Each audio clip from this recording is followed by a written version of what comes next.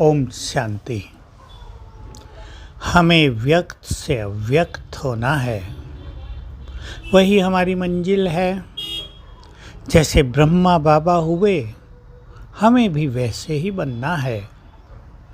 पहली बात हम सबको याद रखनी है कि इसमें परम सुख है। कलयुगी संसार में उलझने में सुख नहीं है, कष्ट ही कष्ट हैं, क्योंकि लोग बहुत स्वार्थी हो गए हैं।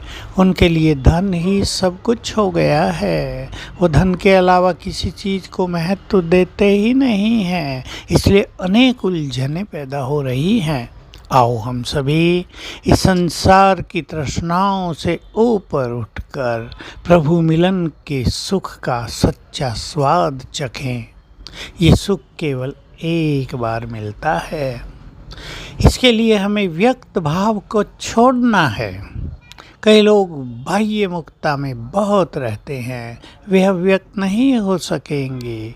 हमें व्यक्त भाव से परे, व्यर्थ बातों से परे, व्यक्त और व्यर्थ दोनों मिले हुए हैं।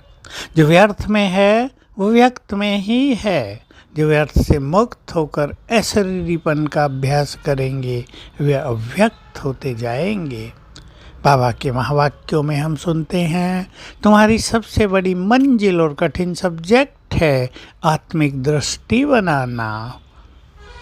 सब आत्माएं हैं, इस स्थिति में स्थित हो जाना।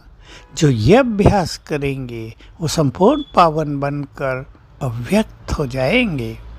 तो हमें लक्ष्य बनाना है। थोड़ा समय है और हमारी अव्यक्त स्थिति ही हमारे बहुत काम आएगी, संसार के बहुत काम आएगी।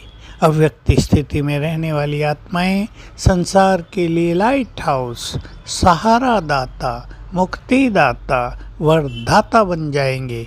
इसलिए इस चीज़ के महत्व को ध्यान में रखते हुए हमें अपने लक्ष्य को और मजबूत करना है, स्ट्रॉन्ग बनाना है। लक्ष्य अगर ढीला होता है तो मनुष्य कुछ भी नहीं कर पाता है।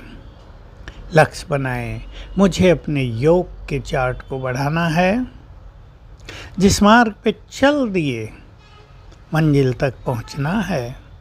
ये नहीं मार्ग से वापस मुड़ जाना है, बीच में ही छोड़ के पीछे हट जाना है। हटना तो है ही नहीं। जो शक्तिशाली आत्माएं हैं, जो बुद्धिमान हैं, वो अवश्य विचार करें। जिस मार्ग पर एक बार चल दिए, चलते ही रहना है, दौड़ते रहना है, उड़ते रहना है, जब तक मंजिल पर न पहुंच जाएं। मंजिल हमारा इंतजार कर रही है। तो योग के चार्ट को 4 घंटे से ज़्यादा करने का लक्ष्य बनाएं। और जिसको सचमुच व्यक्त होने की श्रेष्ठ इच्छा हो, जो इसके महत्व को समझते हों, वो 8 घंटे तक अपने योग के चार्ट को ले चलें।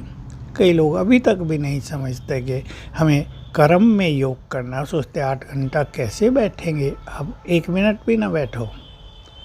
वैसे सवेरे शाम बैठना परम आवश्यक होता है स्थिरता के लिए, लेकिन कर्म योगी बनकर कर्मों के प्रभाव से ऊपर रहना, यही हमारी सर्वश्रेष्ठ स्थिति है ना। तो कर्म में रहें। जो भी आपको ड्यूटी है, जो भी आपकी जिम्मेदारी है, उसको निभाते रहें। थोड़ा हल्का रहने की आदत डालें। करण करावनहार सर्वशक्तिवान भी साथ दे रहा है, उसकी शक्तियाँ भी हमारे साथ जुड़ी हुई हैं। केवल ये नशा रखें तो उसकी शक्तियाँ हमारे साथ काम करती रहेंगी और बहुत सारे कार्य आसान हो जाएंगे। टेंशन में आने की आदत, जल्दी ही दुखी और परेशान होने की आदत हमें होनी ही नहीं चाहिए। तो एक सुंदर लक्ष्य बनाएं। आपके पास चार्ट आता रहेगा और उसको फॉलो करें, ताकि समय आने से पहले हम इतने स्ट्रांग हो जाएं, समय को फेस भी कर सकें और समय पे वो महान कार्य भी कर सकें जो हमें करने चाहिए। आप सभी समझते हैं आने वाला समय कैसा होगा, कैसा आ रहा है। स्वर्णिम युग से पहले ये काली रातें कैसे हटेंगी, उसमें क्या मनुष्य का हाल होगा। भगवान के शब्दों में, डराने के लिए नहीं बोल रहा हूँ, मनुष्य सरसों के दानों की तरह पिस जाएंगे, चक्की चलेगी विनाश की। इसलिए उससे पहले ही हम अपने को बहुत स्ट्रांग करें, अव्यक्त बनाएं, महान बनाएं, स्वमानधारी बनाएं, तो हम महान कार्य कर सकेंगे। ओम शांति।